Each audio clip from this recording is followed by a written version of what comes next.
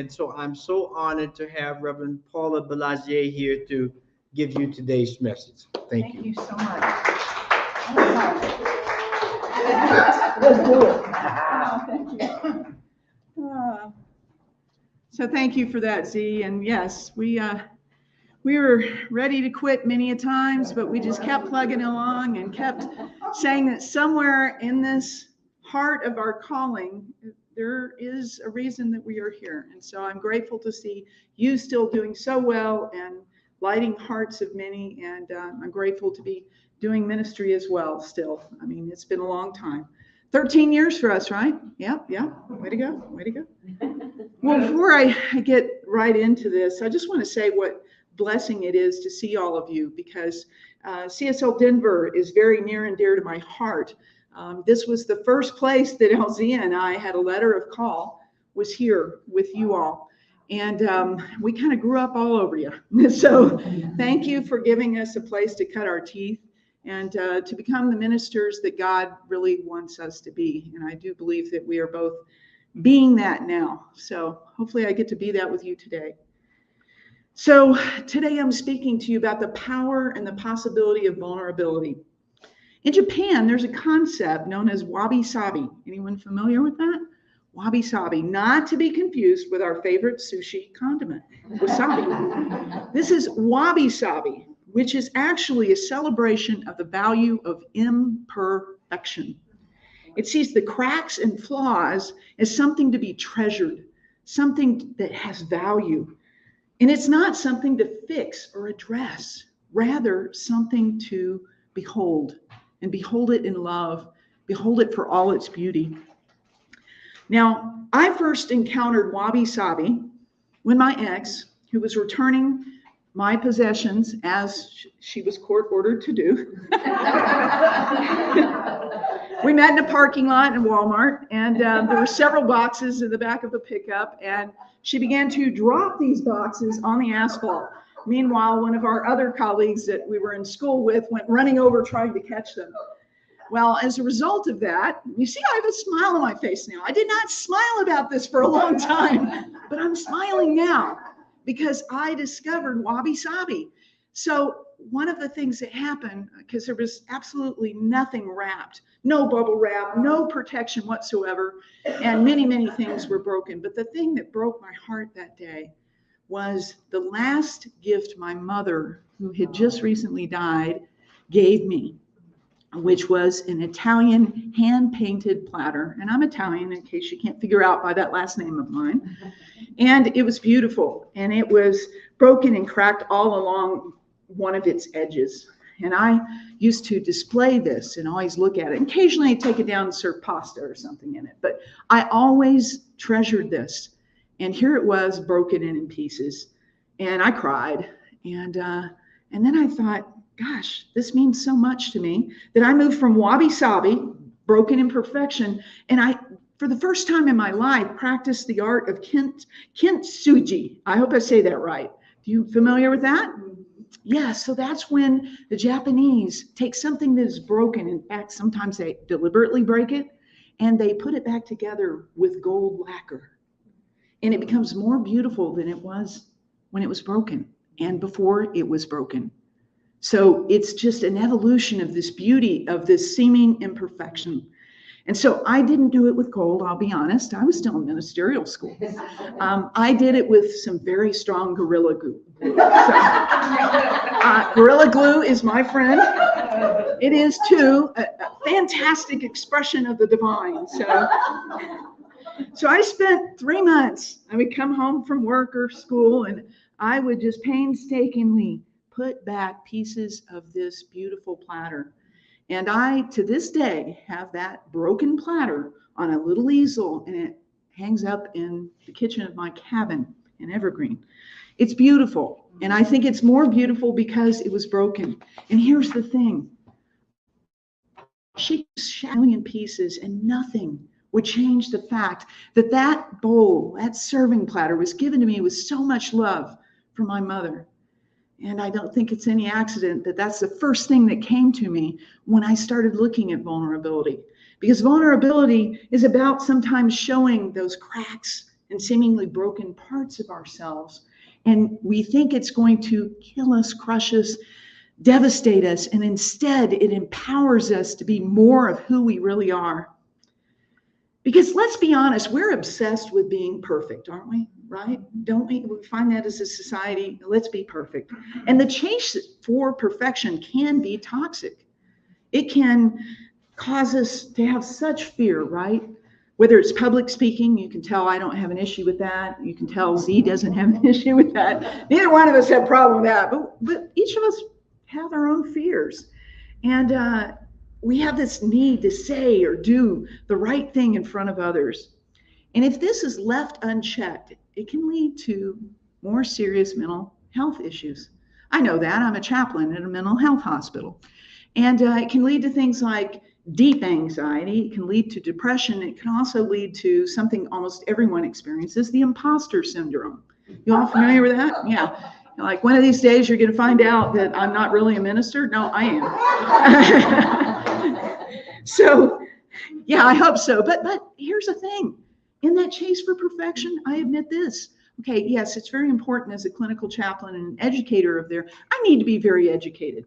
But I wasn't satisfied with just being a master's student at Holmes Institute. No, I went on and got another doctorate in theology and clinical pastoral psychotherapy. And then I went on and got another one, doctorate of ministry in interfaith studies. But I tell you what, both those things got me the job I have right now. So in my perfect, imperfected way of trying to be more perfect, I actually created something that God knew before me, right? That God within me knew this was my path. Just do it. I kept asking myself, why am I doing this? I have enough education. Why am I doing this? Now I understand, because it really helps me to understand those beings that I serve, those beings that think they're cracked and broken. And I get to show up and reflect back to them the perfection that they are, even if they experience schizoaffective disorder, bipolar disorder, borderline personality, schizophrenia. Yes, I deal with all of those. My brother had schizophrenia. So you saw my crack there as I said that word. Yes, still touches my heart. He has passed as well. But here's the thing. We are all made in the image and likeness of God. We are perfectly made by a perfect creator. But here's the other side of that thing. We are not perfect revealers. Nope. Not you, not me, not any of us. Nobody reveals and demonstrates the perfect way we were made.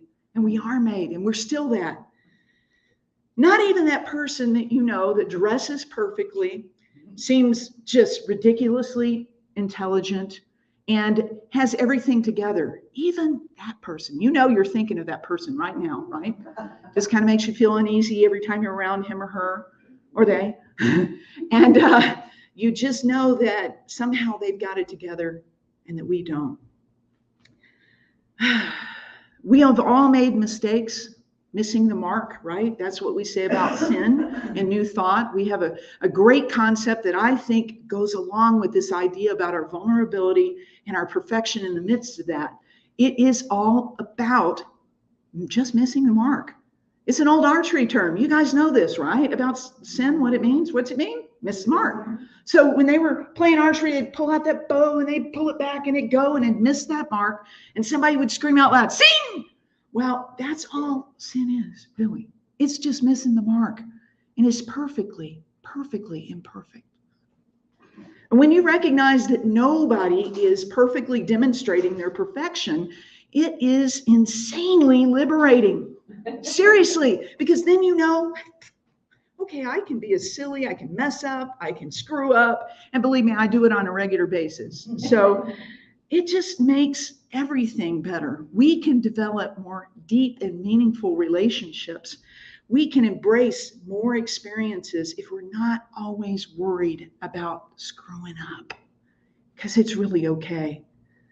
So in celebration of all things imperfect, perfectly, and wabi-sabi, Here are a few stories of people who have embraced their vulnerability and their mistakes and their flaws and their cracks and their brokenness and have emerged much stronger for it. Now, I'm sure that before me this month, somebody probably mentioned the name of this person. Brene Brown? Come on, because we can't talk about vulnerability without mentioning Brene Brown. And you probably have watched her TED Talk, right? Okay, so I'm going to just give you a little review about what she discovered.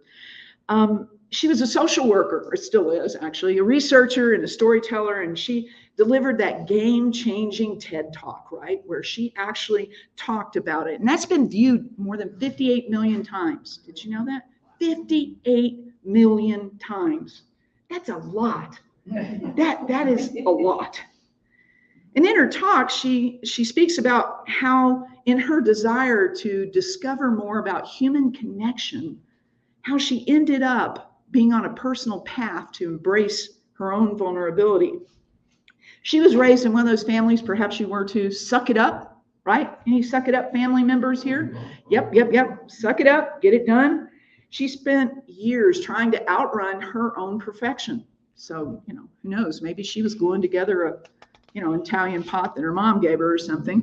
But she set out during part of her research to quantify and understand human connection in common terms, tangible terms, to organize it into a code.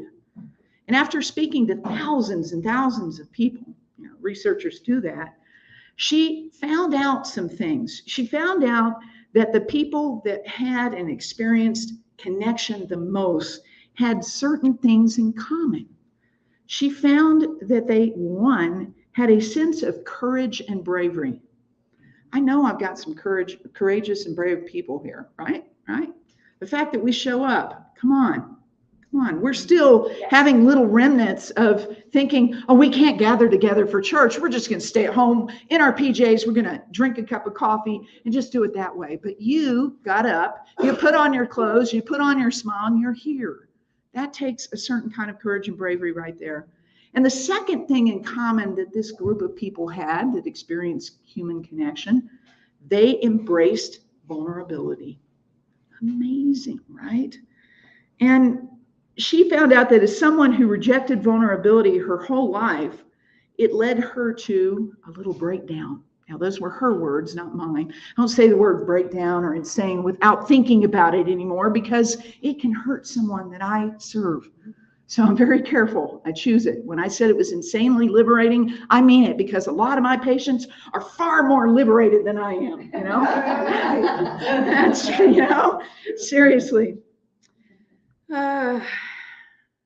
So she quickly discovered that she was not alone in this attempt to escape vulnerability and the showing of her flaws. You see, everyone out there was trying to hide their vulnerability too. And they were scared to ask for help. Anyone here ever scared to ask for help? I am. I've gotten better. Scared to show weakness or imperfection. My mother told me when I was a little girl, and I guarantee you, my mother had no intention of malice with this, but she used to tell me all the time, Belleggies don't cry in public. They don't cry in public. So when I went at 5 years of age to go get my tonsillectomy, tonsils were all swollen up. They were going to prick my finger to take blood when I got registered in the hospital, right? And I was doing my best, biting my tongue, doing this, anything not to let my mama see that I was indeed about to break down and cry in public. Yeah, because I wasn't going to show my weakness, right? But I got to tell you, it affects, those kind of things affect us. Our inability to be willing to be vulnerable publicly, it affects us for years. At my own wedding back in 2002, I couldn't cry. I felt it. It was right there, huge boulder in my throat. I couldn't let it go. Why? Still had stuff tied to that. Belleggies don't cry in public. Now I know wherever my mom is right now, she's dancing and going, yay, she got past that one, and because I believe that my mom and I had some sort of an agreement that she would say that, I would struggle, and I would get through it, right? Connection. It led me to have to experience vulnerability. Now I cry on pretty much the drop of a hat. Yeah, my patients make me cry because they see such beauty in things that I'm not noticing. All sorts of things. Or they have some spiritual insight and they share it with me. And I realize, wow, they just taught me something. I've got a master's in consciousness studies, a doctorate in this and a doctorate in that. And this person who's never stepped one foot into seminary or in a prac class or any CSL classes just said something that made me go, wow, right? And yet we think these people are messed up. We think they're not right, man. No, I got to tell you, they are so right. And they are beautifully broken. And they are perfectly imperfect. So this led Brene, let's go back to Brene for a minute, to change the way she thought about vulnerability. She challenged her perceptions. Instead of rejecting imperfection, embraced it, began to be willing to talk about her own flaws, her own seeming brokenness. And her story of vulnerability has resonated with millions of people around the globe, including Oprah. Come on, we're all fans of Oprah. If you go to a CSL church, I'm sorry, you got to be a fan of Oprah, right? So this is what she said about vulnerability. Brene Brown said, to let ourselves be seen, deeply seen, vulnerably seen, to love with our whole hearts, even though there's no guarantee. And that's really hard.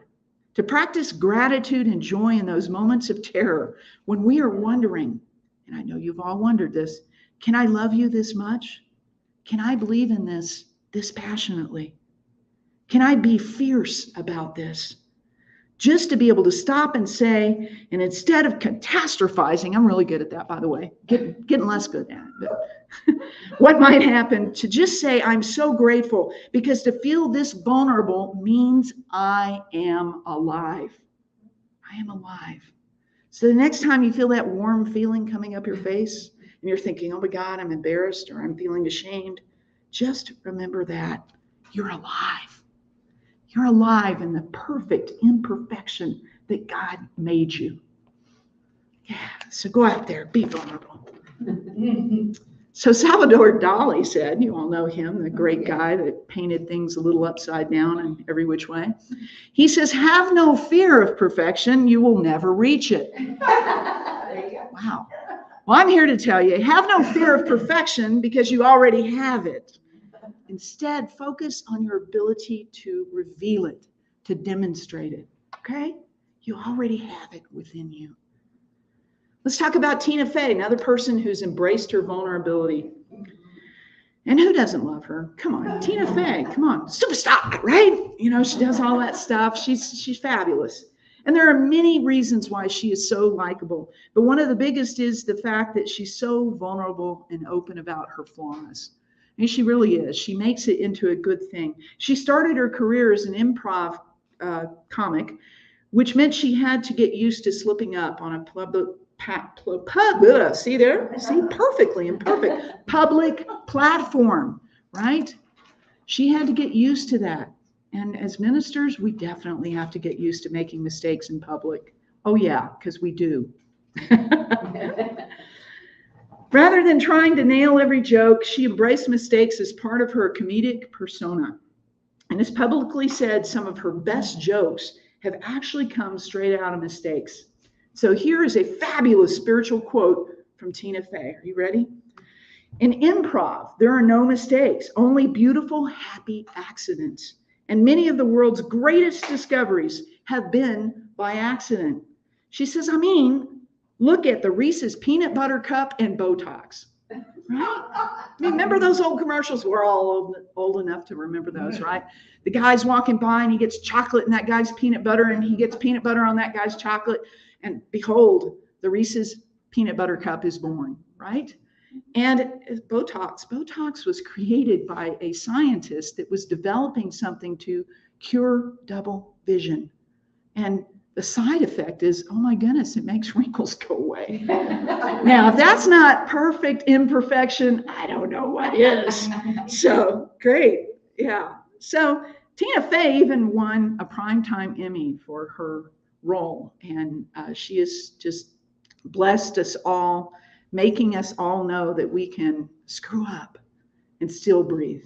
We can screw up and still live. We can screw up and still shine. Only wounded healers can heal.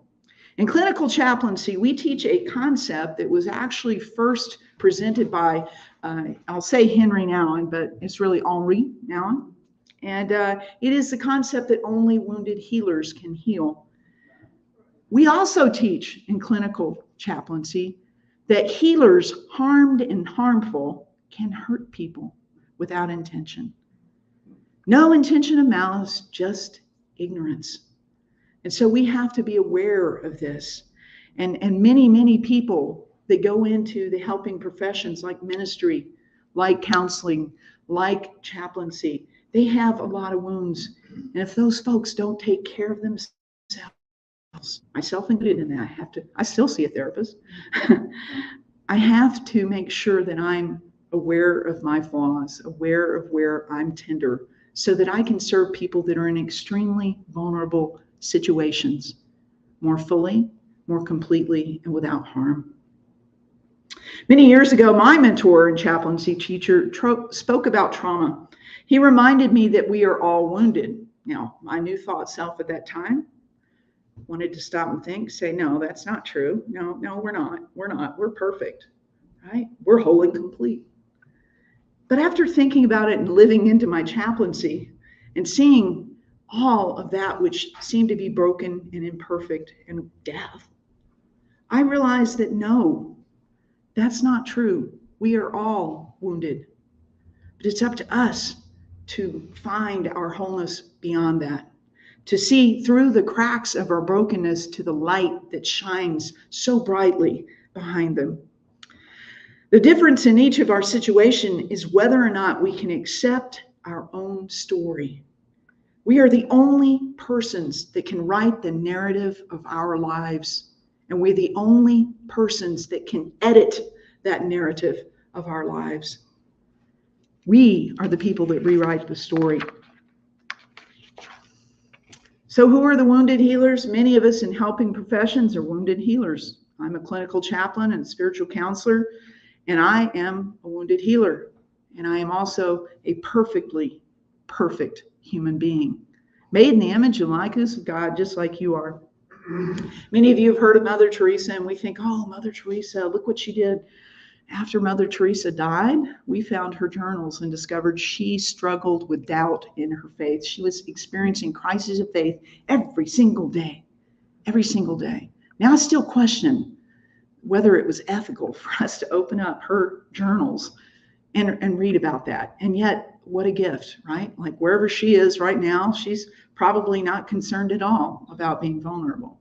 Probably my own vulnerability that is concerned about her being vulnerable without permission. Psychiatrist Viktor Frankl, a survivor of Nazi concentration camp, had his struggles and consequently, from his experience in the Holocaust, developed a form of therapy called logotherapy. And it was also the beginning of positive psychology. And if you want to know more about positive psychology, go no further than Centers for Spiritual Living. Oh, wait, you're already here. So that is what our theology is blended with, is positive psychology. So the wounded healer archetype is actually a term by Swiss psychiatrist Carl Jung that Henry Nouwen took on. He's the one that made it very famous. But we're often intuitive and insightful, and by sharing our stories, and that's all of us in here, we can help inspire others on their journeys. And in a recent post by Roger Cahook, Jung proposed that therapists who had been wounded can provide their clients with a deeper empathy, patience, and acceptance. Remember what I said? Had I not had my own wounds, had I not gone through that, I cannot serve the people that I'm with every day that are hurting and do not remember their wholeness and have forgotten who they are. But if they can feel better for 1 second and know that somebody cares, somebody will sit with them in their delusions, someone will not try to correct their delusions, and maybe, just maybe, they're going to feel a little bit better. And here's the kicker. they're healing me, right? Because they're allowing me the opportunity to see through the seeming flaws, the seeming brokenness at their wholeness, at their perfection. See, in fact, it is our own hurt and pain that provide us with the power to heal others. Whether a healer or not, to be able to listen to other people's stories, we must be self-aware enough to learn how to listen deeply to our own stories. We must be brave enough to release the power and the possibility of vulnerability. And then, and only then, can we see in reality it's all perfect and everything is holy.